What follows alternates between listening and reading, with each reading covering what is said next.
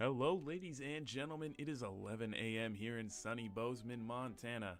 I'm your radio host extraordinaire, Tony Delvecchio, and you are listening to the Super Cool Radio. To all of our communication lovers out there, today's special interview will be one that you'll just love. Here with me today is the one, the only Robert Raymond Smith Berry, the inventor of the voice pipe. Hey, Tony. Glad to be here. Good to hear, Robert. Now, for those in the audience that don't know, could you please explain exactly what a voice pipe is? Well, the best way for me to explain it is to provide an example, really. Playgrounds typically use voice pipes. I think they're called talking tubes, but it's kind of a pair of speakers. They get set up a good distance apart and are connected via a singular pipe underground. If you talk into one end, your voice gets sent to the other. Oh, I loved using those. Is that just what you invented? Actually, no.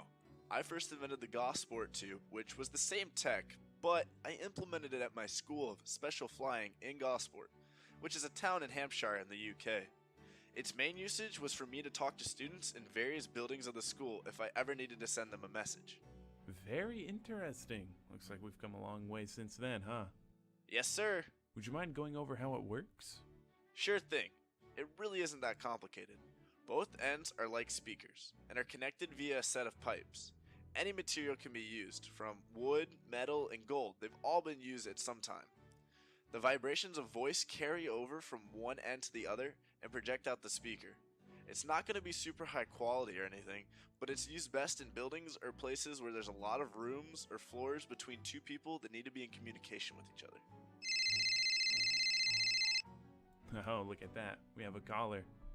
Caller, this is Tony Delvecchio with Robert Raymond Smith Berry. Do you have a question?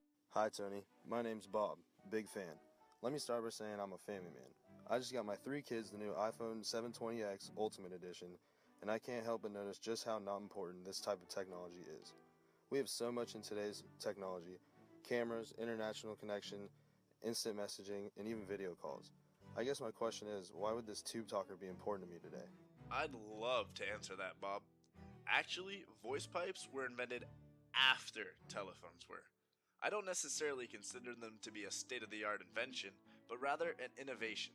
You see, the key difference between voice pipes and telephones is the lack of electricity. So how is that useful? How am I supposed to play Flappy Bird on a voice tube? That's the whole point. The voice tubes are actually still used today on maritime warships. When ships need to be under electronic silence or clam mode, they revert back to using voice pipes to still have full ship communication without having the need for electricity. Simplicity is something exactly what is needed. Wow, that's pretty interesting. Thanks. Of course. Remember, folks, if you call 1-800-SUPER-COOL, you can ask your very own... Well, looks like someone's a bit quick on that speed dial. Caller, you're on. Hey Billy, love the show. I'm Christian Welsh, and I'm from Fort Myers, Florida. Hey, Christian. Thanks for calling in. What's your question? Well, Robert, thanks for the invention. I was just wondering what inspired you to make the voice pipes. Well, you see, I never actually invented the voice pipes. What do you mean? Well, the first ever voice pipe was technically on the HMS Victory, a British warship in 1759. A fault in the piping setup had a blank pipe connecting from the top level down 3 levels, which just so happened to connect right next to the engineer's cabin.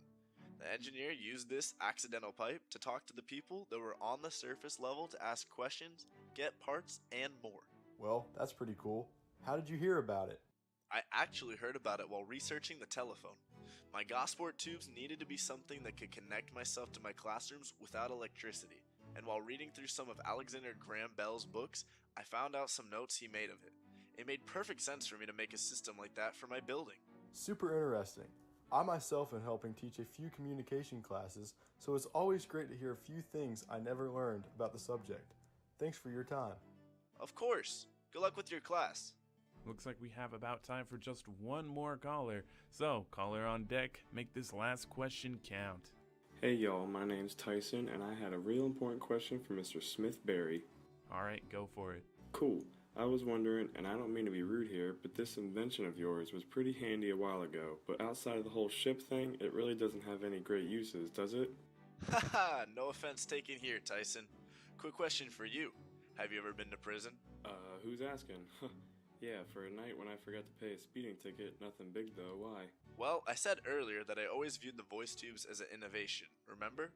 I always like to think of innovations as steps that could keep leading from one place up to another. Voice tubes, while not super popular in usage today, led the way for invention of the voice-powered phone, which is practically just voice tubes with phone extensions rather than just one large speaker. So what, are they used in prisons? Yep, if you ever visit someone who is locked up, you'll have to use one to talk to them. Not only that, but it's used in ships, ski shops, and a plastic version even won the 2008 ALEX or Alex Toys Toy of the Year award. Well, that's dandy. Thanks for your time, Robert. Well, ladies and gentlemen, my name is Tony Delvecchio, and you've been listening to the Super Cool Radio on 99.69 FM. And our amazing guest tonight was the one and only Robert Raymond Smith Barry. I hope you were all able to learn something interesting tonight, whether or not you were interested in communication technologies, because this was very interesting to me. It's been my pleasure, Tony. Actually, Robert, if you don't mind, I have one last question from our producer. Oh, go ahead. My question is, what's your favorite usage of the voice pipes today? Well, this might fall into your jurisdiction here, but one of my favorite songs, Stupid by 6ix9ine, features Bobby Shmurda by having his verse recorded through a prison phone. Imagine if Bobby didn't have something to communicate with and couldn't drop a verse on it. Do you think you could play it for us? Oh, sure. Ladies and gentlemen, this is Tony Delvecchio signing off for the Super Cool Radio. Thank you so much for listening, and we hope you can join us next time. To end, here's Bobby Shmurda on Stupid via a prison talking tube. Me naked till I burst out. You can see she get cursed out. And all these suckers with their feelings always got these bitches with their purse out. We on the black with the bird out. I got bricks, put the word out. And know you like a money dance, you gon' love it when I swerve out. Thank you.